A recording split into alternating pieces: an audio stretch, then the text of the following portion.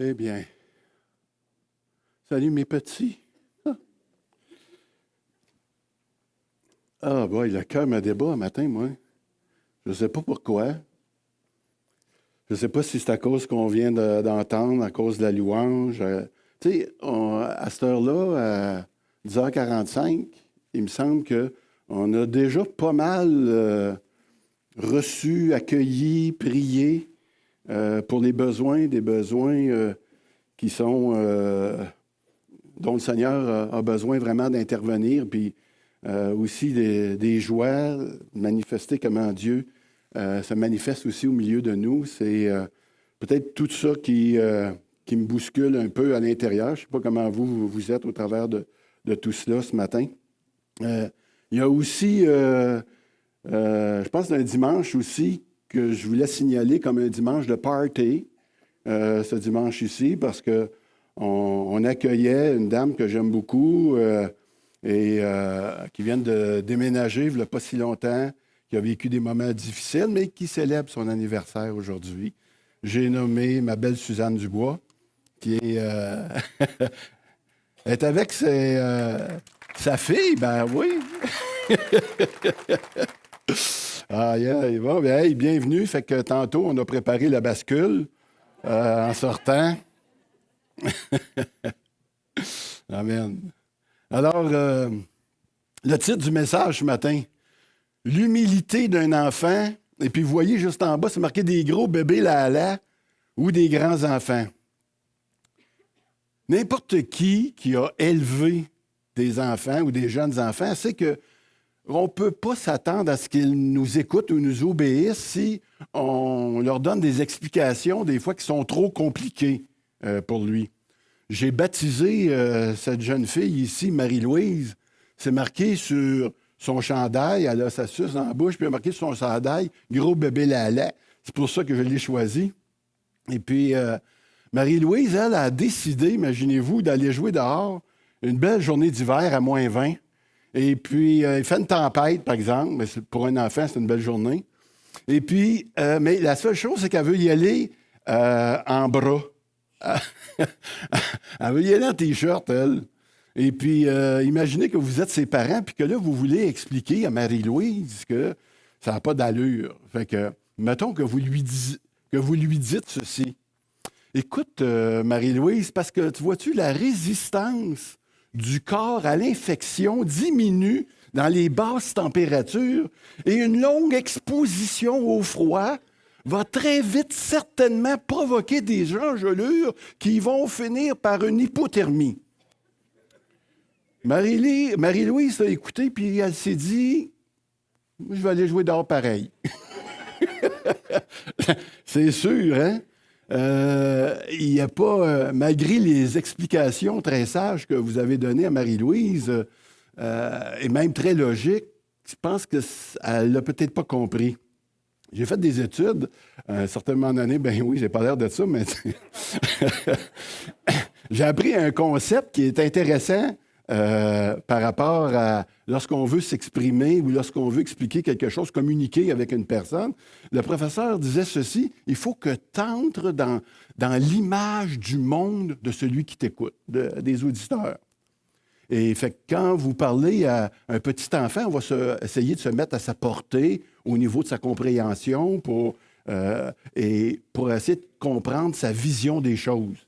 C'est exactement ce que le Seigneur a essayé de faire lorsqu'il nous a donné sa parole. Il veut qu'elle puisse nous être communiquée de façon à ce qu'on puisse vraiment la saisir et la comprendre comme telle. Fait que dans l'exemple qui est de la petite Marie-Louise ici, j'imagine que, je ne sais pas, peut-être que le Seigneur se serait penché vers elle comme ça, puis elle a dit, « Petite Marie-Louise, tu sais qu'il fait très froid dehors, hein? Et si tu as l'idée d'y aller sans t'habiller chaudement, eh bien, quand tu vas revenir, tu vas ressembler à un ver de terre. Un ver de terre, tu sais, ça n'a pas de bras, pas de jambes. Est-ce que tu veux ressembler à un ver de terre? Non. Ben, habille-toi.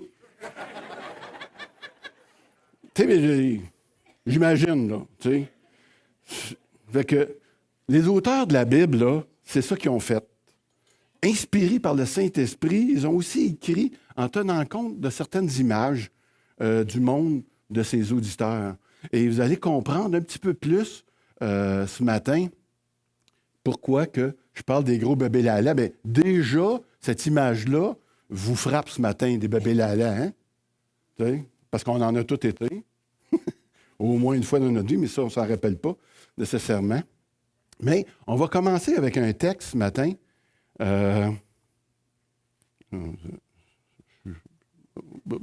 C'est quoi l'image? Oh, celle-là. Bon, voilà.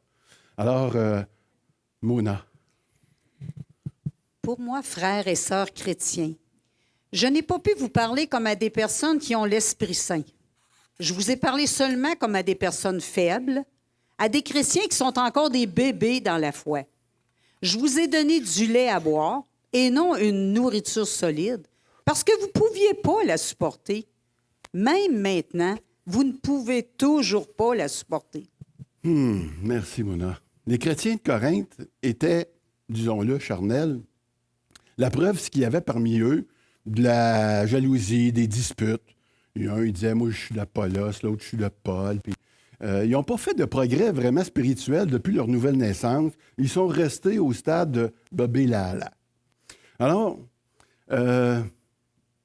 et vous savez, on ne devient jamais des personnes matures sans passer par un processus de maturité. Puis chacun d'entre nous, on a vécu des moments d'immaturité. On a tous été des bébés lala à un moment donné dans notre vie, certainement.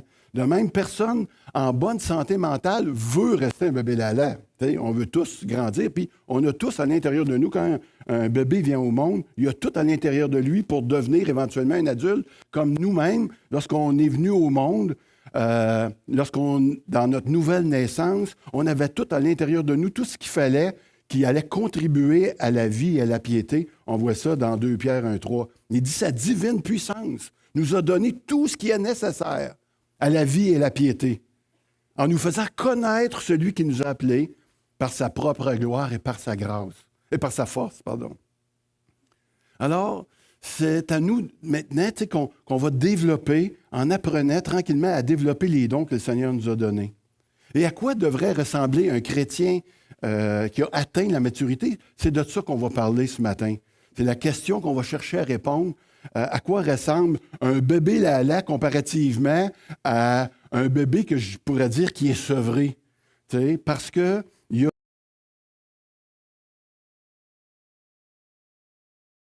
nous en donne, on bénéficie, on pourrait dire, des largesses de sa grâce. Vrai? Hein? Et ça encourage notre foi, parce que le Seigneur veut encourager notre foi. Il veut nous amener au fur et à mesure à ce qu'on puisse grandir. Donc, puis éventuellement, Dieu va nous envoyer à l'école. il va nous emmener certaines épreuves, de l'opposition dans notre vie, mais rien qu'on ne peut pas supporter. C'est comme cela qu'on développe notre caractère et la maturité. Un autre exemple, c'est le légalisme. Le légalisme, c'est des règles de discipline. On pourrait dire que la discipline a sa place aussi au début de notre développement spirituel, mais dans le sens, juste pour une saison de vie. Vous allez comprendre ce que je veux dire. Sinon, la croissance, si ça dure trop longtemps, la croissance va être avortée. Ça ne marchera plus. Il y a des règles que l'enfant doit se soumettre pour obéir.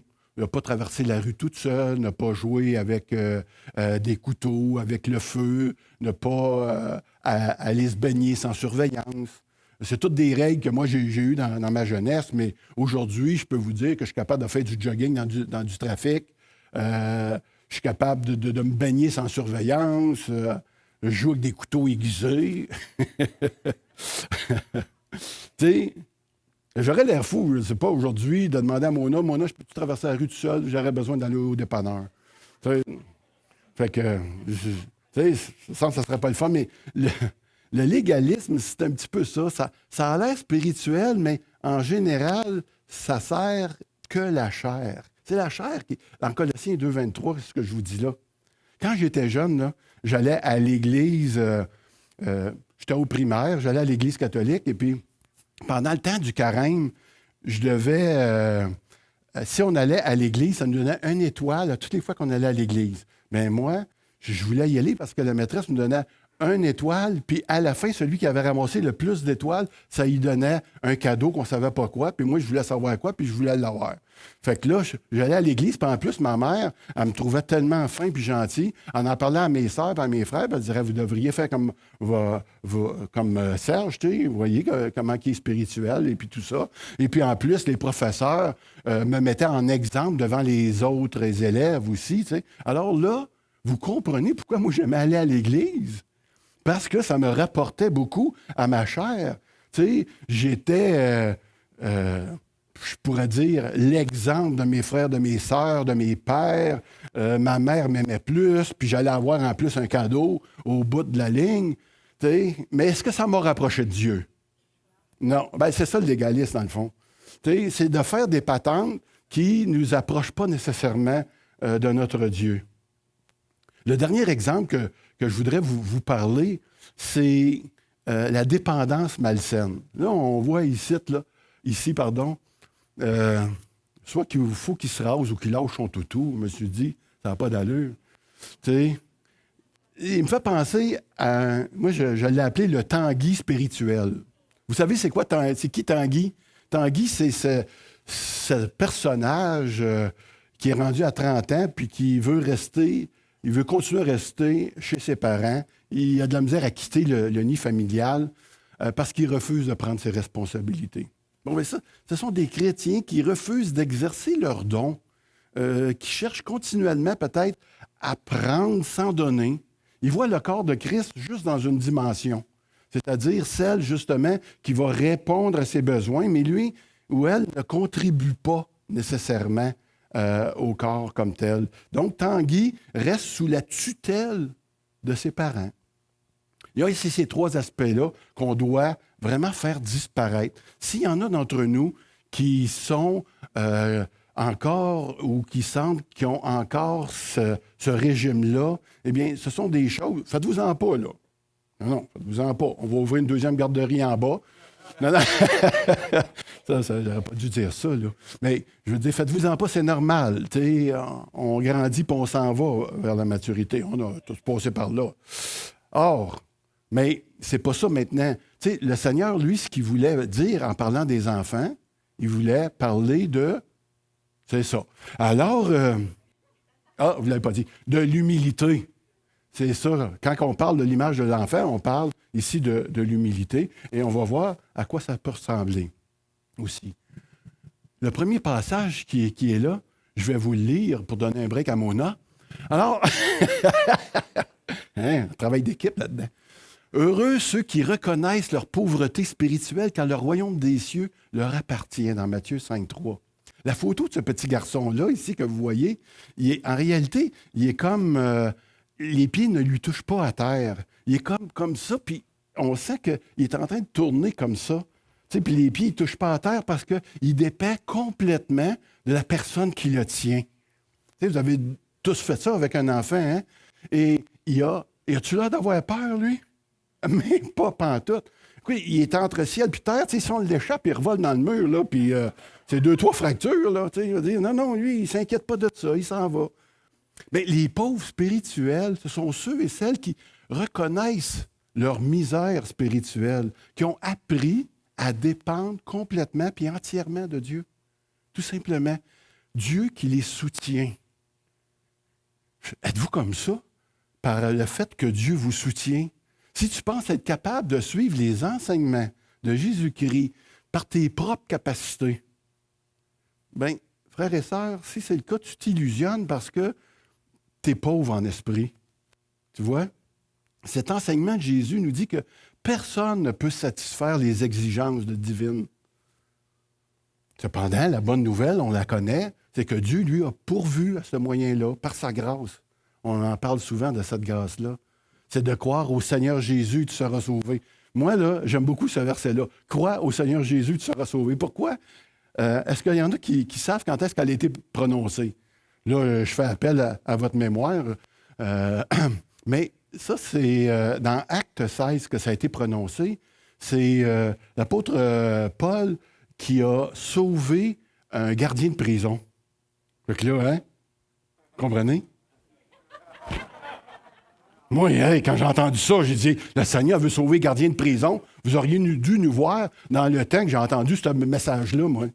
Et là, j'ai dit, ça, écoute, même les gardiens de prison sont sauvables. Monsieur Potvin, bienvenue parmi nous.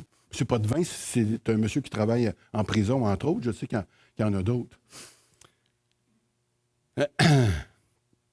On voit des exemples dans les Écritures où ce que la foi, c'est quelque chose de simple. Tu sais, quand on parle de simplicité, on va penser à l'officier romain dans Matthieu 8, entre autres, qui s'approche de Jésus parce qu'il veut que son serviteur soit guéri. Puis là, il va dire au Seigneur, dis seulement une parole et mon serviteur sera guéri. Il ne voit même pas son serviteur, il est à des kilomètres. Et puis, le Seigneur, tu sais, il va s'émouvoir devant une telle foi.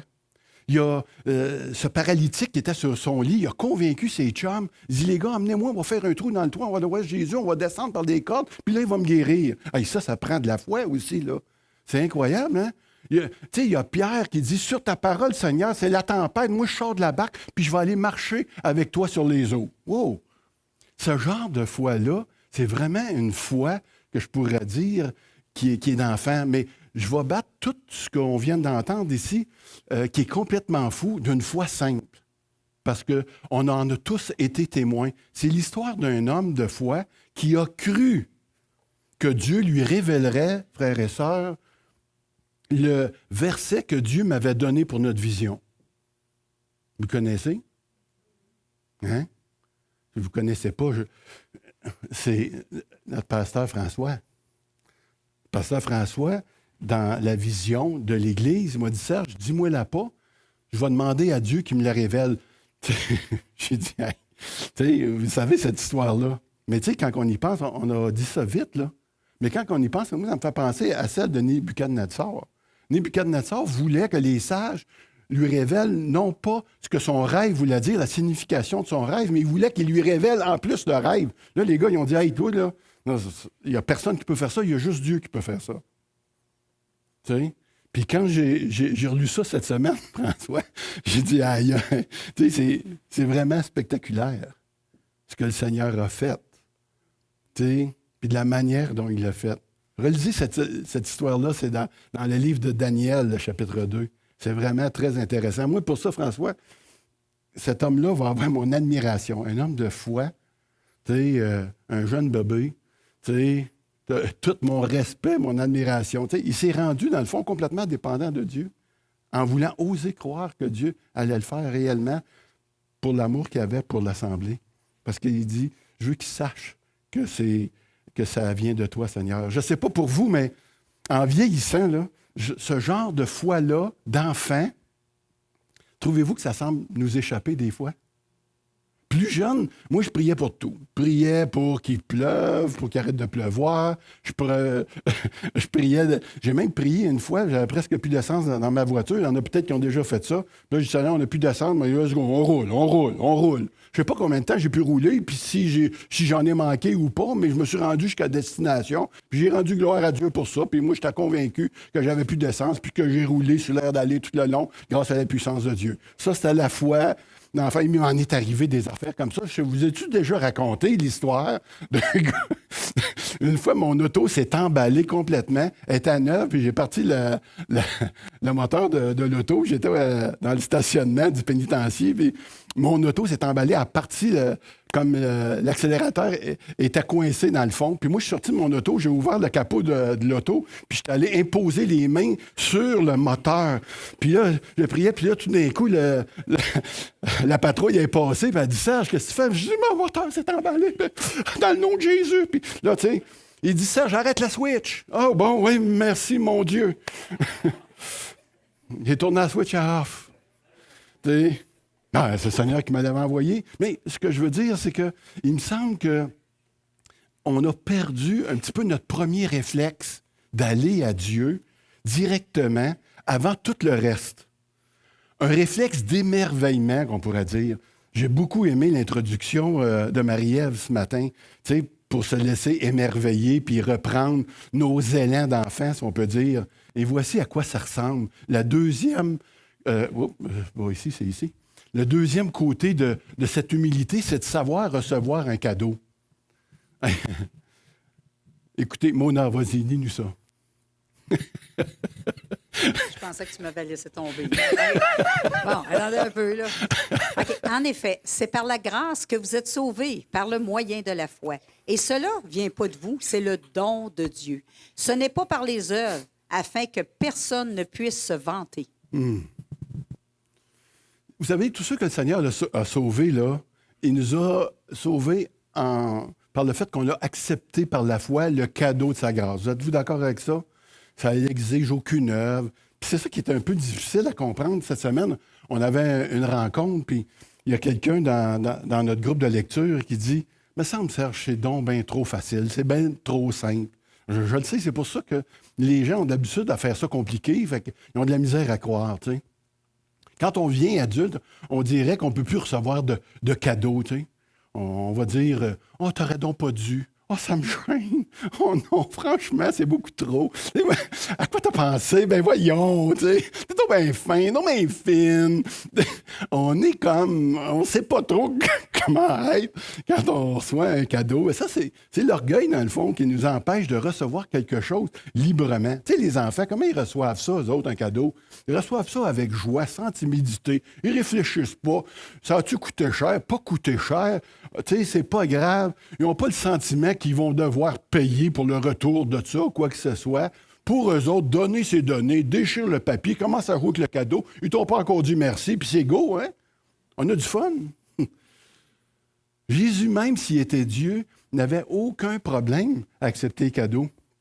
Quand il était plus jeune, là, tu sais, les mages sont arrivés, ils ont offert de l'or, de l'encens, de la myrrhe. Puis Joseph puis Marie, selon les Écritures, c'est pas marqué, mais ça me surprendrait qu'il ait dit « Oh ben non, c'est trop. Oh non, ça nous gêne, tu devrais pas. » Non, ils l'ont accueilli. Quand la fille est venue avec son parfum d'un grand prix laver les pieds de Jésus, ses disciples, eux autres, ils ont dit « Oh non, hey, quel gaspillage. On aurait dû donner ça aux pauvres, là, tu sais, voyons donc. » Jésus, il dit « Voyons, qu'est-ce que vous faites là? Pourquoi vous y faites de la peine? » Elle est contente, puis elle fait bien en plus. C'est comme ça. L'esprit d'un enfant, ça nous permet, ça peut s'émouvoir finalement pour peu de choses, sans se sentir obligé à quoi que ce soit. Sans se sentir obligé à quoi que ce soit. Faire quelque chose sans se sentir obligé à quoi que ce soit. Il y a des personnes ici ce matin qui ont besoin juste d'entendre cette phrase-là. Bien, maintenant, vous venez de l'entendre. Faire quelque chose sans vous sentir obligé pour quoi que ce soit. Quand vous le faites de cette manière-là, Jésus vous aime, il vous apprécie, puis il considère même que c'est une œuvre que vous êtes en train de faire. Je voulais juste le dire en passant. Et la dernière, par rapport à l'humilité, ça nous amène aussi, à faire confiance. Ça va aller vite ici. Un enfant qui donne la main à un adulte en traversant la rue, même sur l'heure de pointe. Traverse la rue, sur l'heure de pointe. Il n'y a pas de trouble. Il n'y a pas de problème. Il tient la main à quelqu'un à qui il a confiance. Ma fille, elle avait l'habitude de se jeter dans mes bras. On vivait dans une maison, tu sais, avec une entrée split, là, level, à palier. Et puis, quand j'arrivais, je l'appelais Minnie. « Minnie, viens dans mes bras. » Elle sautait carré dans mes bras, mais je la recevais. Puis des fois, il fallait que je fasse attention parce que je pouvais être en bas, je ne l'attendais pas, puis elle voulait sauter pareil, elle. Tu sais, puis c'est arrivé, là, on a arrêté le jeu. Mais je dois dire aussi, en passant, que si ça n'avait pas été moi, je ne pense pas que ma fille aurait sauté dans les bras de n'importe qui. Parce qu'elle n'avait pas juste la foi dans la foi que quelqu'un la pogne. Non, elle avait la foi que son père allait l'accueillir puis la sécuriser dans ses bras. Et c'est à ça ici qu'il est question lorsqu'il est question de faire confiance. On sait à qui on fait confiance et plus on le connaît, plus on est sécure, plus on peut sauter librement par la foi dans ses bras, sachant qu'il va toujours nous accueillir. En conclusion, ici, ce matin, oh, je le sais, c'est déjà fini, je sais. Si j'ai un rappel, je vais continuer. Alors, savoir accueillir un enfant, c'est savoir accueillir Jésus lui-même, Mona. Et celui qui accueille en mon nom un petit enfant comme celui-ci m'accueille moi-même. Mais si quelqu'un fait trébucher un seul de ces petits qui croient en moi, il vaudrait mieux qu'on lui suspende à son cou une meule de moulin puis qu'on le jette au fond de la mer. Les disciples voulaient savoir c'est qui allait être le plus grand dans le royaume, mais Jésus va les avertir en leur donnant une leçon d'humilité, en leur disant que, bon, si tu ne te convertis pas, premièrement, tu ne pourras pas entrer dans ce royaume-là. Parce que, vous savez, la nature humaine, on peut juger les disciples un peu comme ça, là, mais la nature humaine, dans notre nature, on cherche plus à être important que serviteur. Je ne sais pas si vous êtes d'accord avec moi là, par rapport à ça. Ça, c'est la nature charnelle humaine de nous. On pourrait dire, il n'y a personne qui veut, dans sa vie, être un serveur à long terme chez McDonald's. Bon, on aimerait mieux en être le propriétaire. Êtes-vous d'accord avec ça? Mais là, je parle à des gens qui nous disent non, ils sont pas d'accord, voyons. OK. Jésus a répondu à la question de ses disciples qui allait être le plus grand en vantant justement les mérites du caractère d'un enfant humble, qui avait quoi qu'on a dit? Une foi très simple, capable de recevoir un cadeau, la grâce de Dieu, et qui était capable de faire confiance. Les enfants dont parle Jésus ici sont des croyants, parce que ça dit dans le texte qu'on peut voir ici, c'est ces petits qui croient en moi.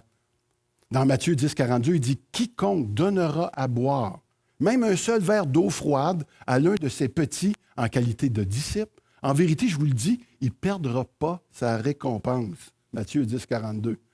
En qualité d'enfant de Dieu, on a besoin de réaliser à quel point Jésus nous aime. En plus, il s'identifie à nous autres.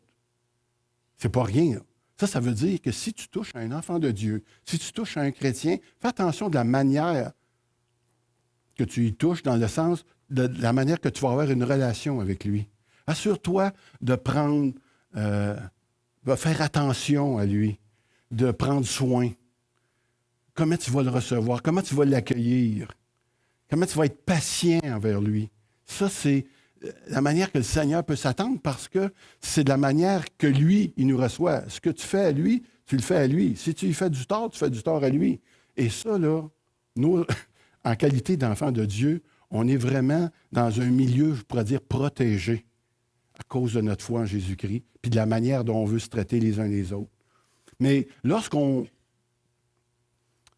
Dans Matthieu 25, je peux vous le lire ici, 39-40, il dit « Quand avons-nous vu malade ou en prison? Et sommes-nous allés vers toi? » Et le roi leur répondra « Je vous dis en vérité, toutes les fois que vous avez fait cela à l'un de ces petits de mes frères, c'est à moi que vous l'avez fait. » Voyez-vous? Encore une fois, le Seigneur s'identifie à ses enfants. Mais, au contraire, ici, il y a un avertissement très sévère. Si tu t'avises de faire du tort, ça serait préférable pour toi d'aller te noyer dans le lac, de t'accrocher une brique de ciment après le cou, puis de disparaître. Hey, c'est un avertissement quand même assez effrayant. C'est dire à quel point, par contre, comment on a de la valeur pour Dieu. On a de la valeur pour Dieu parce qu'il dit, hey, tu ne veux pas être une pierre d'achoppement pour un frère ou pour une sœur. C'est sûrement pour cela qu'un peu plus loin dans le chapitre 18 de Matthieu, il va dire Jésus va inciter sur le soin pastoral. On en a parlé un petit peu ce matin avant, à chaque membre de la communauté. Chaque personne ici ce matin est précieux dans le cœur de Dieu. Parce que Dieu ne veut pas qu'aucun ne se perde. Et notre premier devoir de l'amour pour un frère, mettons, qui a péché, tout le monde le sait, c'est d'aller le dire à tout le monde. Non, ça, c'est les bébés Lala qui font ça. Les autres, c'est pas ça. Ils vont voir le frère, ils le prennent à part.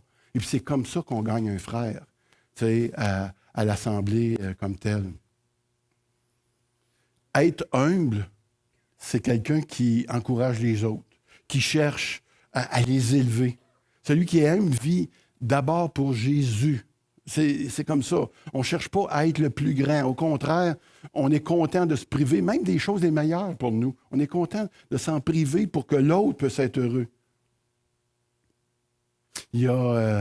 C'est ainsi qu'on peut être appelé l'ami de Dieu. On a vu ça tantôt. Être appelé l'ami de Dieu dans Jacques. Il ne semble pas... Je vais inviter le groupe de louanges à monter. Être appelé l'ami de Dieu, je ne sais pas. Y a-t-il quelqu'un qui voudrait être appelé ami de Dieu ici ce matin? Hein? Tu sais, en passant, ça pourrait faire une belle épithète, ça. Tu sais, ici J, Madeleine, ami de Dieu. Ici J, Mathieu, ami de Dieu. Hein? Je ne sais pas. Il me semble qu'on veut être appelé ami de Dieu. Et ça appartient aux gens qui marchent dans cette maturité-là. On va prier. Seigneur, encore une fois, on a tellement besoin d'être renouvelé spirituellement. On a besoin de retrouver ce cœur d'enfant. On a besoin de te retrouver, de savoir qui tu es vraiment, qui nous sommes vraiment, de quelle manière on veut s'approcher de toi, de quelle manière on veut s'approcher les uns des autres. Seigneur, merci de nous rencontrer, merci de nous parler, merci de faire de cette assemblée une assemblée qui va rayonner dans cette ville, qui va rayonner dans nos familles, dans les gens autour de nous. Seigneur, on veut manifester qui tu es et on veut le faire dans la joie le plus possible aussi. Que ton nom soit élevé. Aide-nous, Seigneur, à poursuivre ce but dans nos vies. En Jésus-Christ. Amen. Amen. Merci de votre attention.